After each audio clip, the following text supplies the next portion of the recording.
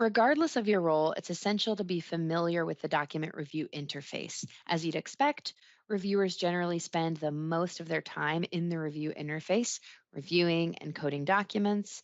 However, admins also need to understand how their workflows will be displayed within the UI, because ultimately this helps admins see things from the reviewer's perspective, which ensures that the workspace is designed with the end user in mind. So we're going to click this first document in the list, first control number that we see, and we'll do a quick tour of the review interface. So here is the review interface, and I'm going to start here in the top middle of the screen where we see the control number of the document that we're looking at.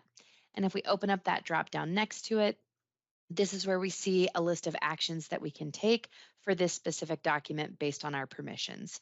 So things we might be able to do: download it, email the document to someone, generate an image of this document if we want to be able to apply redactions, for example.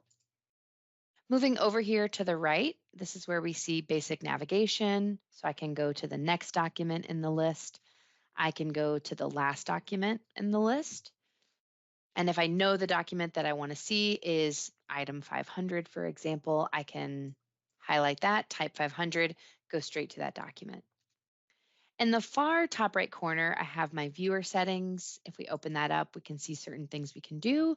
I can view shortcuts, for example. I can show the tab strip. I love this option. So even though I'm within the review interface, I can see my sidebar over on the far left side of my screen. I can click that gear wheel to hide it. You can pop out the viewer. If you want to be able to see kind of an undocked version of the document that you're looking at, you can swap the layout with the viewer, all to meet your individual preferences.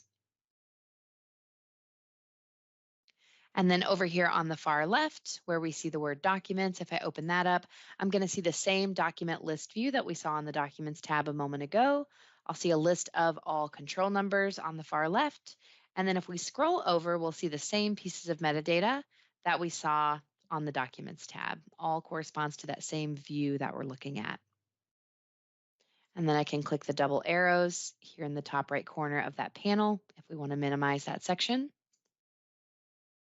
I can also look at persistent highlights. So this is useful if I want to quickly draw my attention to certain keywords in the document set. I can open that up. And if I do have any highlights available in this document, I'll see a list of those here. I can also open the thumbnail viewer, that next icon down. This is especially useful if you have received a production with lots of redactions, for example, or you're looking at a document with lots of charts and graphs. You can quickly scroll through those pages and draw your attention to what you're looking for. I'll go ahead and collapse that. And then these are the different ways across the top of the screen, different viewers or different modes I can view this document in. So the native here is the default for us.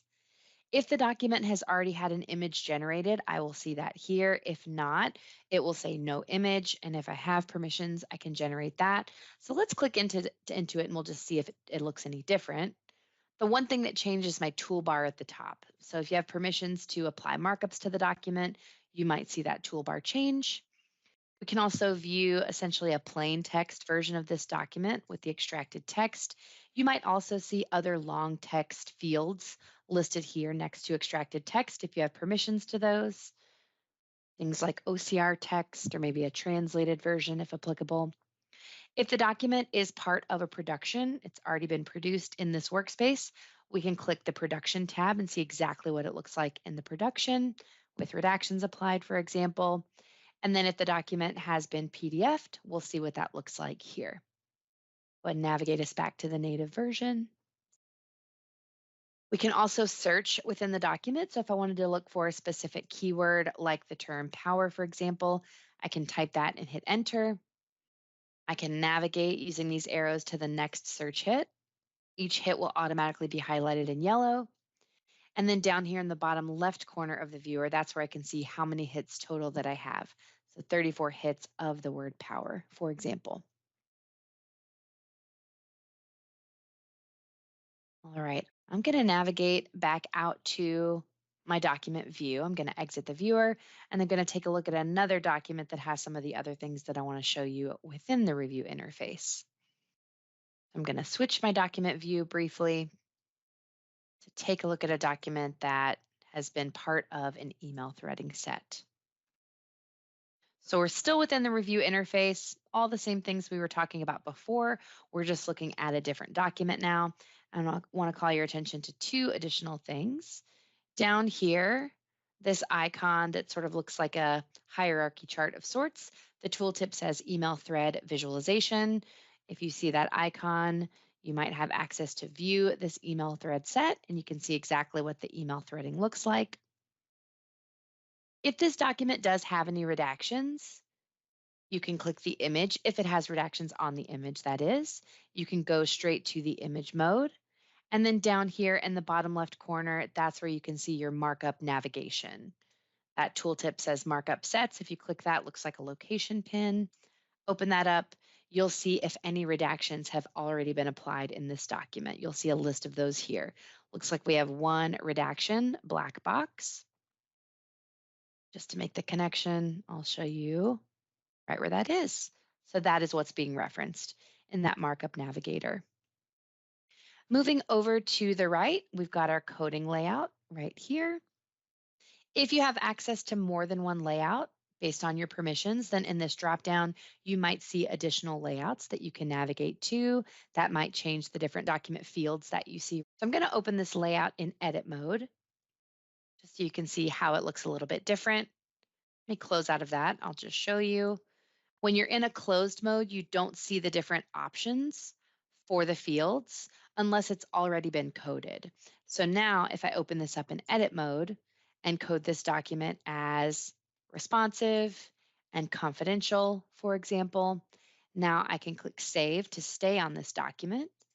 And I'll see when the layout's in a closed mode, I see those values that I just selected, responsive and confidential. But if you want to see the full list of choices, you just need to be in edit mode. Keep that in mind. Down here at the bottom, we have two additional things. We have our related items and we have document history. I'll open up related items first. And this is where you can see different relationships that this document might have to other documents in our database, whether it's part of an email family or it's one of several duplicates.